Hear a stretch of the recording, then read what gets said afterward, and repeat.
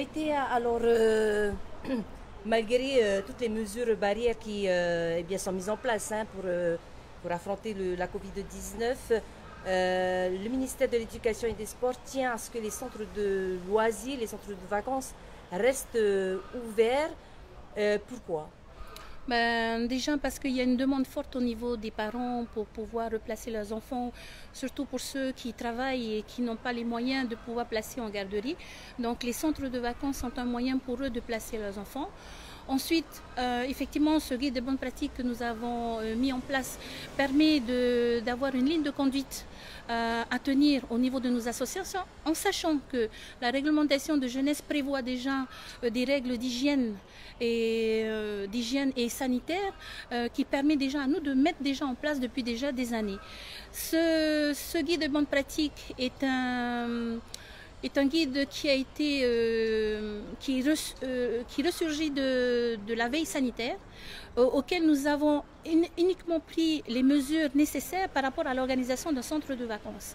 Il est important cette année, effectivement, la ministre de la Jeunesse a voulu ouvrir ces centres de vacances malgré le risque qu'il peut y avoir avec ces vols internationaux qui sont déjà arrivés depuis hier. Mais il s'agit ici de mesures qui concernent tout le monde, pas uniquement que les encadrants des centres de vacances, pas uniquement que nos ministères, mais aussi de la part des parents et de nos enfants. Si nous mettons le strict minimum des mesures de barrière dans les centres de vacances, nous devons écarter ce risque que l'on entend depuis déjà quelques jours, qui risque justement d'avoir énormément de cas Covid ici en Polynésie française. Et puis éduquer aussi les enfants à l'intérieur des centres pour que eh bien, ils passent le message aussi. Effectivement, dans ce guide des bonnes pratiques, suite justement au séminaire qui s'est passé à Paea, nous avons feuilleté ce guide de bonnes pratiques et à l'intérieur, on met en place des mesures déjà par rapport aux mesures lorsqu'on prend les transports, auquel il faut appliquer cette distanciation parce que nous avons tenu quand même à dire qu'il y a une distanciation à mettre en place toutefois si ce Covid réapparaît dans notre pays.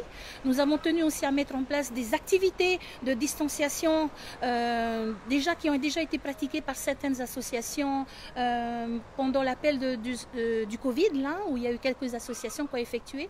Et nous découvrons quand même aussi des mesures nouvelles par rapport justement à nos animateurs, à nos encadrants qui permet de mettre en place, de monter en compétence sur leur activité d'animation.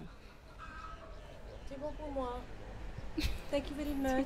Ça a été rapide là. Rappelle-moi un peu ta fonction déjà. Trésorière, hein? Oui, alors, Vetia Le Gaïc, trésorière de l'UPJ. Parce que tu as plein de casquettes, c'est pour ça. Donc, Oui. dans ce contexte-là. Je suis trésorière aussi à l'UCJG. Je suis trésorière de l'UCJG. Je suis représentante à l'Assemblée, mais là, je n'ai pas de statut de représentante, je n'ai uniquement qu'un statut de membre associatif. Voilà, et syndicaliste aussi, et église des femmes Marie. Alors tu vois, c'est pour ça qu'il faut. Elle est sur tous les fronts.